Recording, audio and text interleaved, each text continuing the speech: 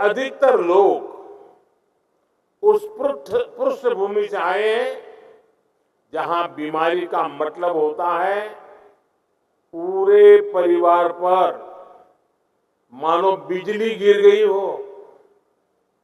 गरीब के घर में कोई एक अगर गंभीर रूप से बीमार होता है तो उसका असर घर के हर सदस्य पर पड़ता है।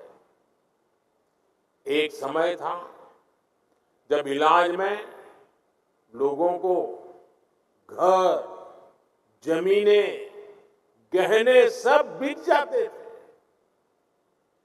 गंभीर बीमारी के इलाज का खर्च सुनकर ही गरीब की आत्मा कांप जाती थी। बुजुर्ग मां सोचती थी कि अपना इलाज कराऊं या नाती पोते की पढ़ाई। बुजुर्ग पिता सोचता था अपना इलाज कराऊं या घर के खर्च देखूं। इसलिए गरीब परिवार के बड़े बुजुर्गों को बस एक ही रास्ता दिखाई देता था, चुपचाप तकलीफ सहो, दर्द बर्दाश्त करो, चुपचाप मृत्यु का इंतजार करो। पैसे की कमी की वजह से इलाज ना करा पाने की वो बेबसी, वो बेचारगी गरीब को तोड़कर रख देती थी। मैं अपने गरीब भाई बहनों को इस बेबसी में नहीं देख सकता था। इसलिए ही उस संवेदना में से, उस दर्द में से, उस पीड़ा में से मेरे देशवासियों के प्रति पूर्ण समर्पण भाव में से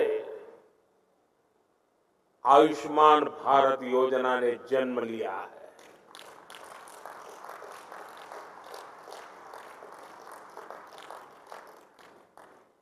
सरकार ने तय किया कि गरीब के अस्पताल में भर्ती होने का खर्च 5 लाख रुपए तक के इलाज का खर्च सरकार उठाएगी। आज मुझे संतोष है कि देश में लगभग 4 करोड़ गरीबों ने आयुष्मान योजना का लाभ उठाया है।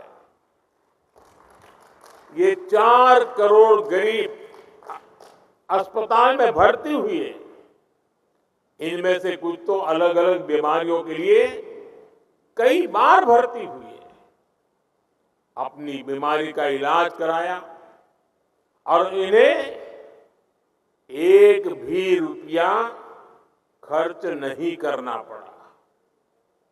अगर आयुष्मान योजना न होती तो इन गरीबों को करीब करीब 1.25 लाख करोड़ रुपए अपनी जेब से देने होते। मैं अक्सर देश के अलग अलग राज्यों में आयुष्मान योजना के लाभार्थियों से मिलता हूं, उनसे सुख दुख की बातें सुनता हूं, उनका अनुभव सुनता हूं।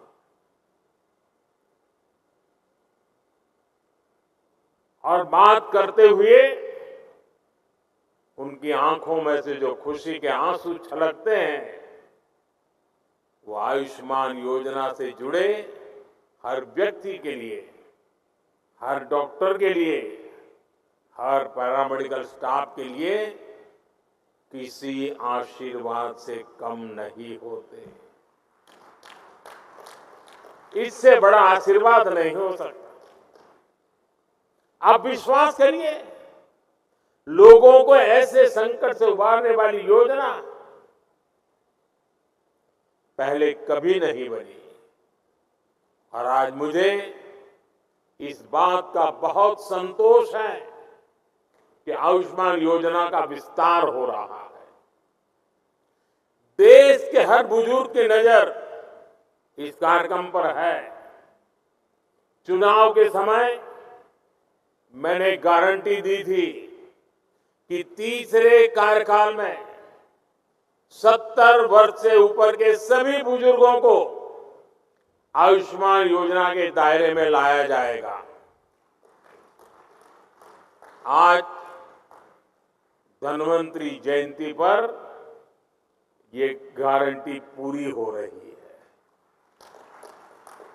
अब 70 वर्ष से अधिक उम्र के देश के हर बुजुर्ग को अस्पताल में मुफ्त इलाज मिलेगा। ऐसे बुजुर्गों को आयुष्मान वय वंदना कार्ड दिया जाएगा।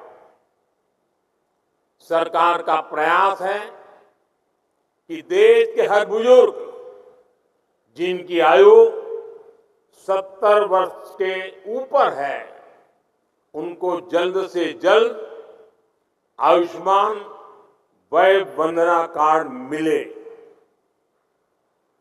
और ये ऐसी योजना है जिसमें आय की कोई पाबंदी नहीं।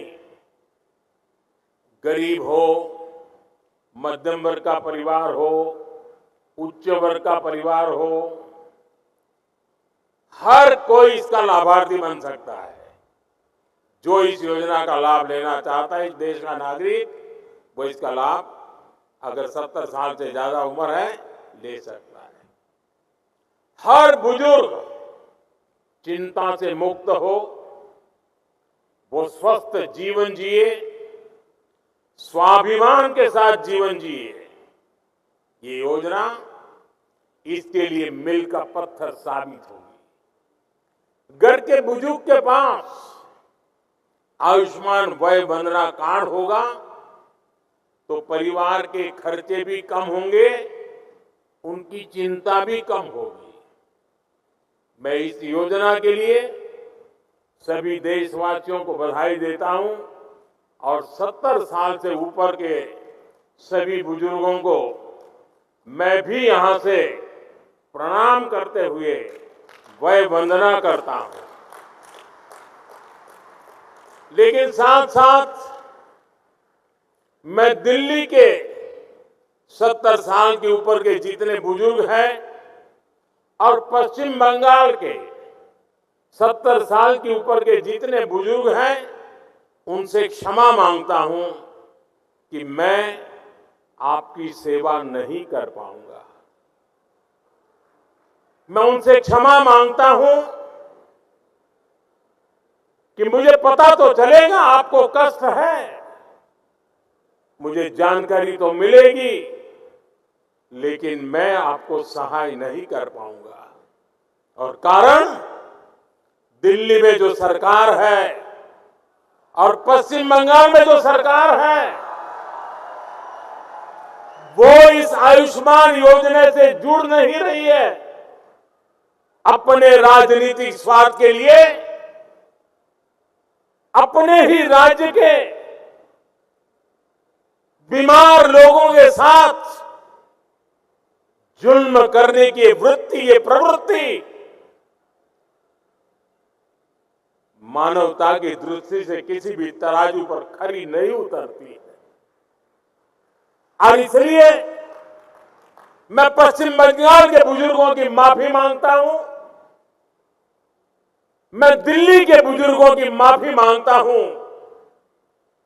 देशवासियों की तो सेवा कर पा रहा हूं, लेकिन राजनीतिक स्वार्थ की वृत्ति की दीवारें मुझे दिल्ली के बुजुर्गों की सेवा करने से रोक रही है, पश्चिम बंगाल के बुजुर्गों की सेवा करने से रोक रही है। और मेरे लिए ये राजनीतिक पहलू से मैं बोल नहीं रहा हूं, भीतर एक दर्द होता है कि जिस दिल्ली से मैं बोल रहा हूं,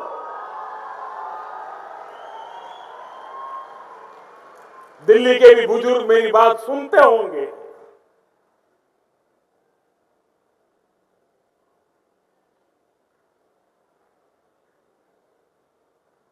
मेरे दिल में कितना दर्द होता होगा।